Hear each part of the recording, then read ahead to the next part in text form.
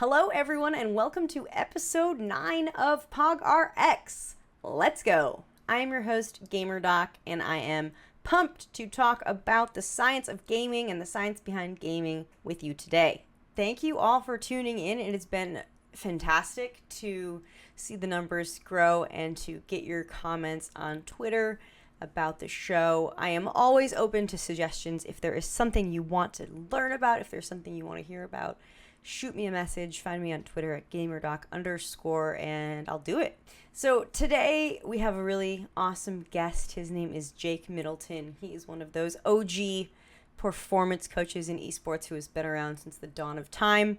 So I am super pumped to talk about what him and the people over at Adamus are doing. But before that, last week, in case you missed the show, it was a good one.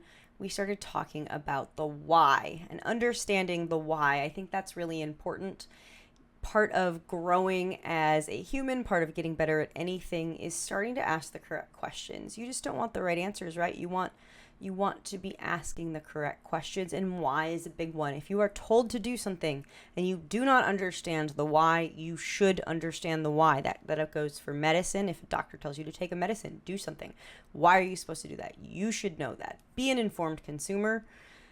And so we're going to talk about the why of exercise. So this one's kind of cool because, I don't know, like the human body to me is just the most fascinating thing alive. The way in which our bodies adapt and change is remarkable. Like, I'm really surprised we can't live forever yet, right? Like if a lizard or gecko loses its tail, it gets regenerated. That's happening in our body, but not on that level. And it's remarkable the things our body to do. So why do we exercise? Why do we train? And what happens during training? So let's talk first about strength training. So when you're weightlifting, right? When people are weightlifting, you see those bodybuilders walk around with those ridiculous muscles. No offense if you're a bodybuilder, but some of those just seem ridiculous. It's like you took a big deep breath and, closed your ears and your mouth and just blew and puffed yourself up, right? But how does that happen? How do you go from like a human with minimal body mass to that? So gaining bulk, gaining muscle is a highly specialized process. But basically, if you think about it, our muscles are like a woven sheet, right? Like a woven sheet with threads running between it. And when you lift something heavy, when you lift a heavy weight, those muscle fibers tear a little bit. They do. You cause structural damage when you're weightlifting, which is actually kind of cool. And so it tears.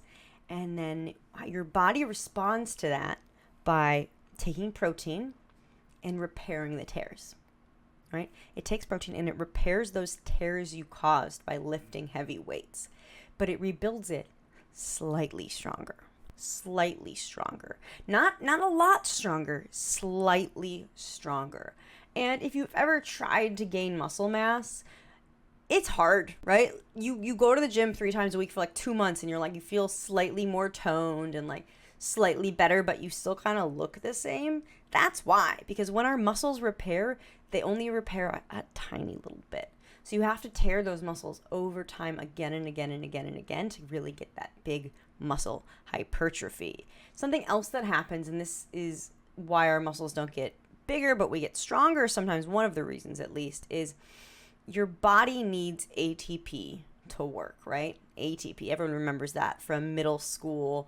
It's basically like the Red Bull of the body, right? It gives us wings. So your body has this supply of ATP and it's contracting, and all of a sudden it runs out, right? So next time your muscle is going to have a little bit more ATP and it's going to use that ATP a little bit more efficiently. So if you want to build muscle, if you're looking to build muscle when you're strength training, think about the why, right? Why do you need more protein?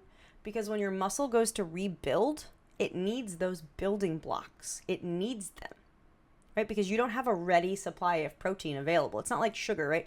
If you want sugar, if your brain needs sugar, it says, hey, liver, give me sugar, and the liver releases sugar. If your body needs protein and it doesn't have it readily available, it breaks down muscle. And that doesn't make sense, right?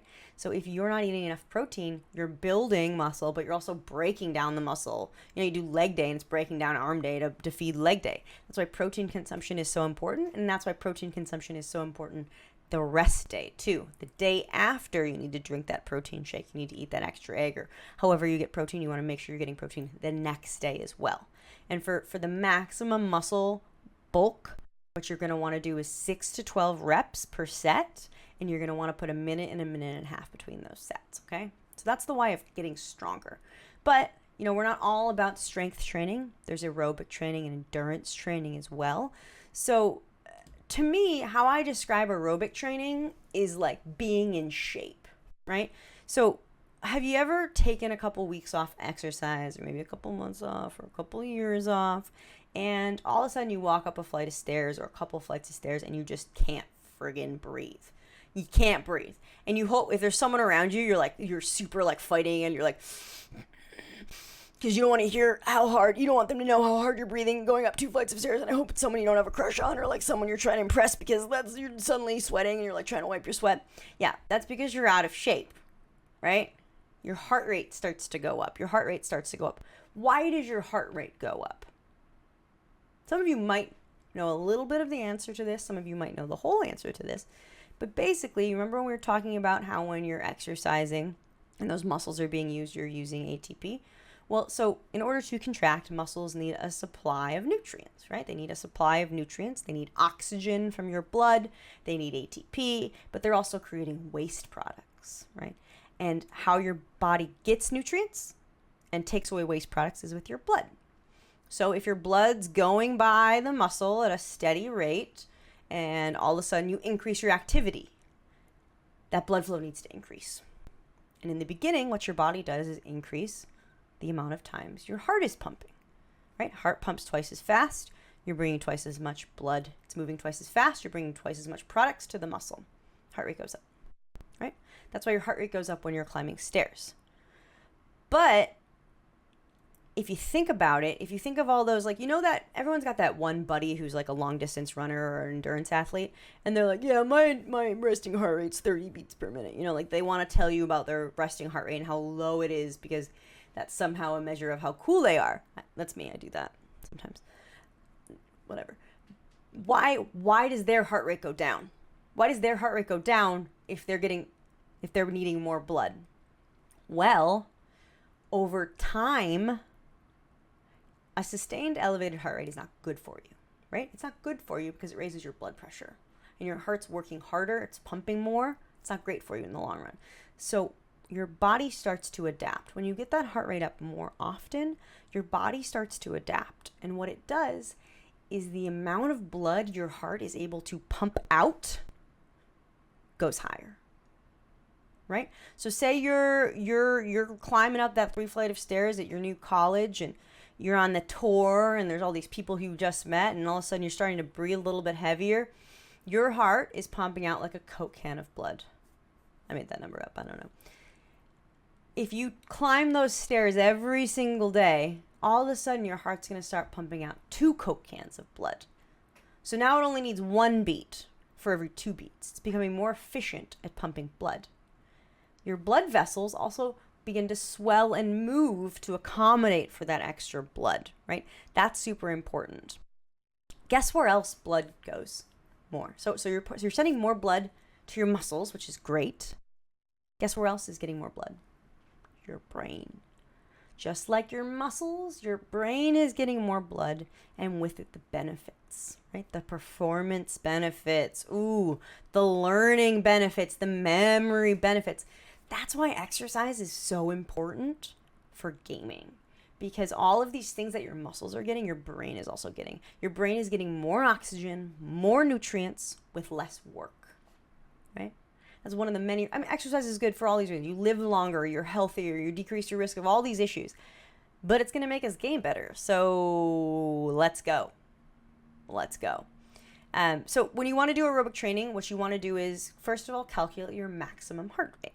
So a quick and dirty way to do that is 220 minus your age, right? So if I am let's say I'm 50 years old. I'm not 50 years old. How dare you insinuate that? If I'm 50 years old, my max heart rate is what? 220 minus 50 is 170. So that's my max heart rate. When you're doing aerobic training, you want to hit around 90%. 90% of 170. I'm not going to do 90% of 170. Don't even make me do that. It's 153 beats per minute. So I want to be shooting for 153 beats per minute when I'm aerobic training, right? So you want to do that for at least 15 minutes, and you want to do it for 150 minutes per week. But don't go out tomorrow and start trying to run 150 minutes a week, right? That's not sustainable. It's about tiny changes. And don't be sitting there kicking yourself if you're not training like that. What I want you to do is do it once. Do it once. Give me 15 minutes, and I want you to see how fast you can get your heart rate up. I want you to monitor your heart. If you have a fancy fitness app, congratulations, you're so cool. If not, like me, how you're going to do this is you're going to put your fingers to the inside of your neck, and you're going to count the beats. You're going to look at a stopwatch, and you're going to count 15 seconds. You're going to count the beats. You're going to multiply that by 4. That's your beats per minute. No one's counting for an entire minute. And that is actually going to be our POG-RX for a day. We're going to do an exercise that's going to get your heart rate up, and it's going to see how good you are getting your heart rate up. Okay? So here it is, your POG-RX. Aerobic training leads to improved general health, a decreased risk of cancer, and it improves performance. To train, you're going to want to reach 90% of your maximum heart rate, which can be calculated by subtracting your age from 220. So how can you quickly reach your max heart rate? These 3 exercises can be performed right next to your gaming setup, in line at Starbucks, or just about anywhere. For each, check your heart rate before and after by counting your beats for 15 seconds and multiplying that by 4. High knees. Bend your elbows to 90 degrees and hold your hands out in front of you as fast as you can. Alternate kicking your knees up to each hand for a total of 50. Butt kicks. Standing in one spot, alternate feet by bringing and flexing the knee up and striking your glutes with your heel. Air squats. Keeping your feet shoulder width apart and your chest upright, bend at the knees and hips until you're just above the surface of your seat and explode back up. Do this until you want to puke. Did you reach your max heart rate? Pog. If you are feeling down, if you are feeling like you cannot grind through the rest of your day, or you've got a competition or a game coming up and you need that boost of energy, try those exercises. Get that heart rate up, get that boost of endorphins, get that blood flow. It's going to help your performance. Try that POG-RX. I hope you do. And as always, talk to any doctor before starting any exercise program. This is not a doctor-patient relationship. This is a podcast. So it is time for our guest. Jake Middleton is I want to call him a friend. He's a friend of mine. He is a performance coach at Adamus, and he was previously on the performance staff at 1HP, another friend of ours here at this show. And before that, a performance consultant at CLG. He has a master's in sports and performance psychology and is certified in exercise physiology. Those are lots of really impressive things. Welcome to the show. Jake, welcome to the show. I know you are super, super busy, so thank you for taking time out of your schedule and joining us today. No problem. Happy to be here. So my first question is always my first question. Why does esports need your job? Why does esports need a performance coach? So I could give you a long answer, but short answer right now, I think, is that there's a lot of problems in esports. And one of the biggest problems is the grind, where players, believe that the best way to get better is just to play the game as much as possible. And I think a lot of that, due to the lack of infrastructure in esports right now, although that's changing, leads to a lot of health issues. Mm-hmm. And that's just due to the nature of esports, prolonged sitting for long periods of time, lack of physical activity.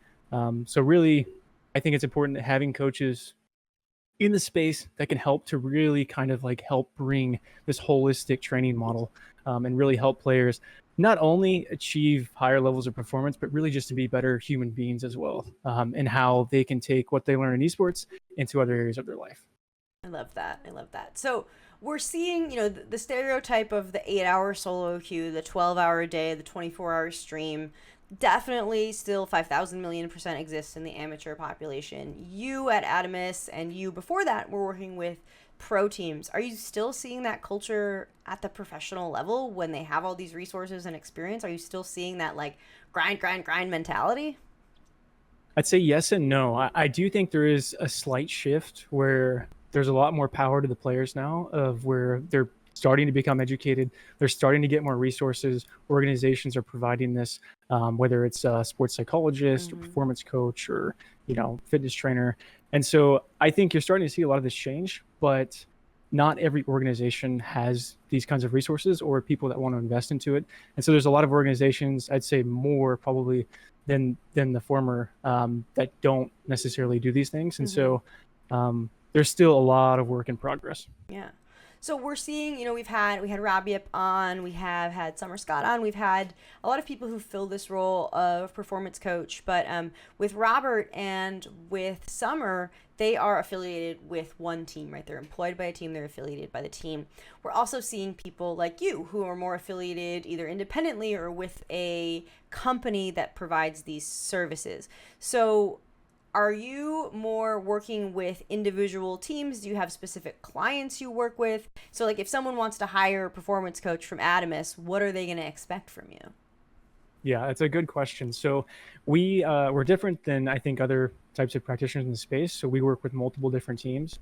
I am one of 4 performance coaches right now on Adamus. And so basically, if you're interested in working with us, we can basically find the performance coach that's going to be right for you, and then be able to provide various different expertise to help you. So for me, my background's in exercise science. I'm also have my master's almost in December within sports psychology, so providing the MST as well. But we have people on the physio side, essentially everything. And so really finding what your needs are and how we can help you. And we've kind of shifted. We've learned a lot from our previous work, and really seeing the needs of players and providing a lot more on the MST side of things. And so really, no matter what it is, we can provide that for you. The difference is that it's going to be more remote based versus probably in person, although we hope that down the road that we'll be able to get some in-house performance coaches for more people. Yeah, I mean, honestly, telehealth, telemedicine is the future. There's not a lot of reasons. I mean, some situations need to be handled on site, but the reason we haven't gone to telemedicine years ago is just beyond me. So I support the offsite as well. Absolutely. So you're some people who watch this show, have really good comments in my Twitter messages, are players trying to get better, but some of them are individuals who provide services to teams. And one of the biggest questions we get from coaches and from professionals is generating buy-in, right? Some of the stuff that you deal with, if you have no exposure to sports psychology, can seem a little bit different, right? Like you're talking about mindset and setting goals. And if you're talking to a 19-year-old kid who doesn't want to do anything other than order takeout and solo queue, is it hard to generate buy-in? How do you get in and get the things you're saying to stick? Yeah, I think that's one of the hardest things as a performance coach working in the space. And it's really individual to the client. And I think trying to find the lowest barrier of entry. And so, if this client is super interested about maybe getting fit, that's a great place to start right there. If they want to, improve their nutrition, it's a good place to start as well. And I'm a big believer in microdosing. So really maybe starting small, like it's a warm-up, a 5-10 minute warm-up that you do before you start gaming. And then doing that consistently over time. And then, once that becomes easy, change it up, start to add a little bit more. So I think that kind of approach can really help when it comes to the buy-in. I completely agree with you. People hear about exercise, nutrition, sleep, and think that in order to do those things, they have to sleep for 9 hours a night or they have to exercise for an hour and a half. But it is about microdosing, right? It's about doing them for just a little baby bit, because doing 5 minutes of exercise is doing no minutes of exercise. And if you're so overcome by the concept of working out for a long time and you're not doing it, it's literally nothing. So I love that sentiment so much. Okay, so you tweeted recently about the Tom Brady of FPS games. And I should talk to you about that because I use Tom Brady as an example all the time, and I love that because, I mean, he's the greatest football player on paper that we know of, right? He has more Super Bowl rings than any other institution. Do you actually think we have seen the Tom Brady of esports yet? And why or why not? I think it's hard because I think esports is like it's a collection of different types of sports, right? You've got your MOBAs and you've got your FPS games and whatnot, and that's why I specifically said FPS FPS, esports on yeah. there. Because I don't think it's hard to say, who's a Tom Brady of esports. I think it's always going to be specific to the type of game genre, the type of game. And so for those that don't know, the FPS of or the GOAT of FPS esports is Ogre 2, who's a Halo player. Highly recommend checking him out. But yeah, I think that it's hard to say that, but when it comes to someone like Tom Brady in traditional sports, like the thing why I think he is the GOAT is because he does the right things when it comes to what we teach, the performance side of things. He invests millions of dollars into his recovery. He really focuses on his nutrition, all of these things that, yeah, we don't have millions of dollars to invest in, but you can take really small things that are free and be able to do that on a consistent basis. That's going to give you an edge. Yeah. So speaking of recovery, you're an expert in fitness and recovery amongst other things. Esports recovery, if I want to be the Tom Brady of Valorant, what do I need to be doing for recovery?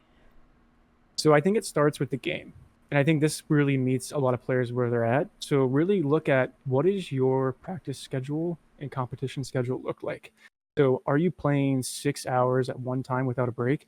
And are you doing that every single day throughout the week? What does that look like in a month? What does it look like over the entire season? So I think really bringing the concept of periodization to esports and seeing how can you maybe balance gaming, which I consider stress, it's a stimulus, with recovery. And I think that's where it starts. When you can create that, you're going to be able to learn better. You're going to have better adaptations over time. And then you can start to layer everything else on there. So I can do some physical warm-ups for 3-5 minutes before I play. Hopefully doing a cool down as well afterwards. That's going to help mitigate injury. It's also going to provide immediate performance benefits and improve health over time. And then, layering in nutrition and other things, and slowly, again, microdosing those things in, making good habits. Over time, that's going to increase your ability to recover. Where we know esports, the grind culture and like just traveling the different time zones and everything can really put a hamper on players. Yeah, it definitely can. And so when you're looking at your esports teams that you're working with, and you have these simple things like 5 minutes of warm-ups, a little bit of recovery, how many of them are doing that? So it's funny, the compliance, that's another issue besides the buy-in, of course. And so that's a difficulty, I think, of working remote based is, and something we're looking to integrate more with our services is being able to track behavior change over time and really getting objective data versus just the subjective data from the clients themselves. And so for right now, clients will tell me that, yeah, I did this and it really helped me out. And, I believe them. But you don't necessarily really know in their schedule, like how they're doing it. And so I think getting more objective tools can really, really help. Definitely. And that's why I know you're aware of Wayne and AIM Lab and everything, and I love the data that they're putting out because they are giving us objective measures of data. You're working on studies and surveys over at Adamus, helping us with objective measures of data. I think that is so important because it's one thing to say, this is going to make you do better because I think it is. And then it's another thing to say, this is going to make you better because this is what the data says. And I appreciate all the scholarly work that you have been doing. Okay, so I have kind of one more question that may lead into a couple more questions. So the name of the show is PogRx, RX being a prescription. You're writing down the prescriptions as a medical advice of one thing that people can do tomorrow that will make them better at gaming. What would it be?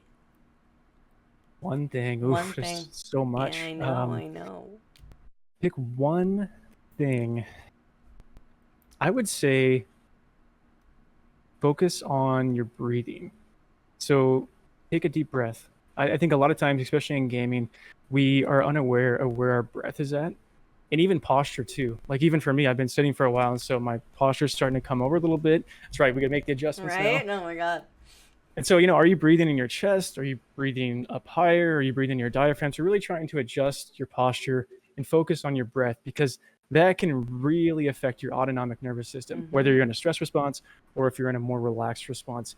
And so we know from research that when you're gaming in a competitive environment, you are in a stress response. And so I think being able to manage that by just really coming back to your breath can help you not only physiologically, but also we know psychologically too, in terms of your performance and making sure you're performing at your best. So pretend like I am a 12-year-old who has never understood breath or breath work before. What does it mean to come back to your breathing? Like, am I going to be like Wim Hof tomorrow? You know, like how do I start doing that? I think it's as simple as just one breath. So right now, you can close your eyes if you want to. Basically, just take a nice, clean, deep breath in through the nose, really focusing on the inhale, the air going into the lungs, breathe out through the mouth, and just feel a calm go over your body. Spread awareness throughout. It's very mindful and it's very mindfulness based.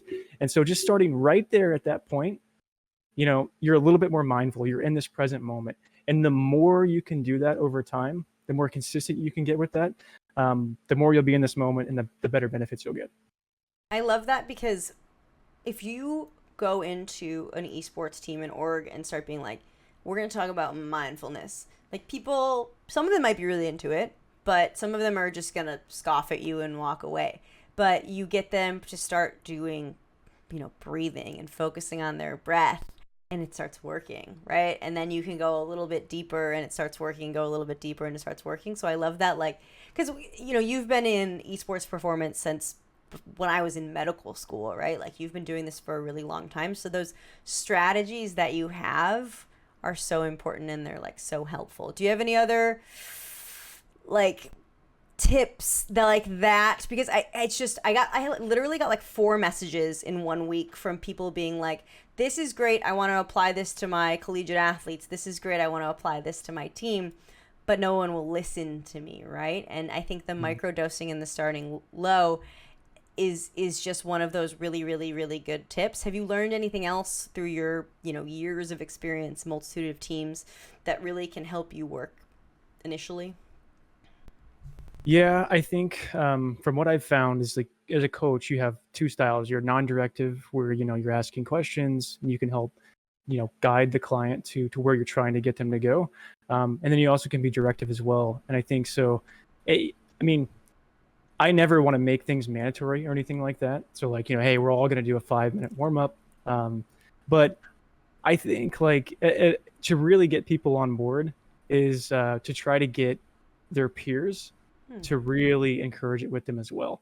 And also, it depends on the relationship that you have with that athlete. If you can make a really good connection with them, and another point, if they can see the connection between why I'm doing this and how this helps me with my performance, which I think for a lot of these young players, it's really hard to see. Why should I do a physical warm up when I can just do an aim trainer for 10 minutes? And so if they can really see, like, oh wow, and I've done this before with players. So you do a 10-minute warm up. How do you feel afterwards? It's like, oh wow, I feel good. My mood feels good. I feel like I'm really smooth. My efficiency on the mouse and keyboard is great. So really just trying to do some experiments in a way and let them see how these connect, I think could be really helpful. But I know that the pushback is hard. It is, but my thing is just never give up, because sometimes down the road, like, it's, they'll come to you after you develop that relationship, and they'll be like, okay, what do you got for me? And then at that point, you're ready to go. Yeah, I love that, because that is literally, you have to just prove it to them. You're like, all right, do this exercise. Do you feel better? Do you feel warmed up? And then they notice an improvement. So I love that you said that. Jake, this has been fantastic. I've learned a lot. That's what I love. I mean, I love this podcast because I get to talk to my friends, but I also love it because I learn things along the way. So I hope people at home learned a lot as well. So your Twitter handle has been below you this whole time. Are there any other things you want to call attention to, or projects you want to shout out? So I just say, feel free to check out Adamus Esports. You can go to adamusesports.gg or check us out on Twitter as well. We are essentially an esports performance company working with different gaming organizations around the world. And if you have any questions for me, also feel free to reach out, at my Twitter, or you can catch me through email, jake@adamusesports.com.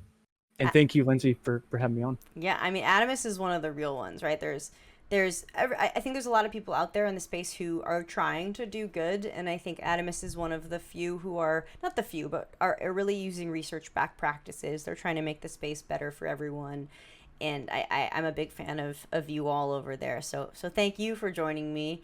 It's been a pleasure watching your path grow, and finding you at Adamus was just like a natural step. So it's really cool to watch your career grow too. So thanks for coming on. All right, y'all. Jake wants you to focus on your breath.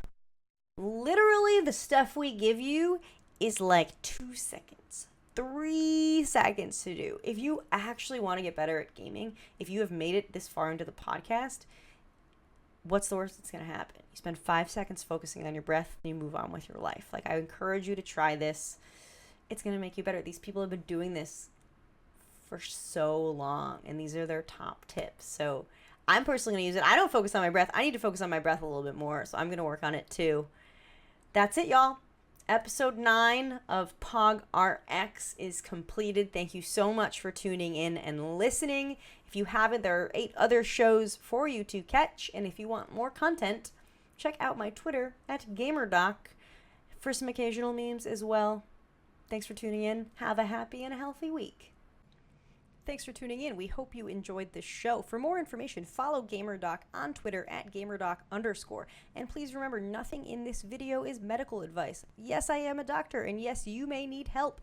But this is the internet, and this is for entertainment and informational purposes only. Thank you, and have a very nice day.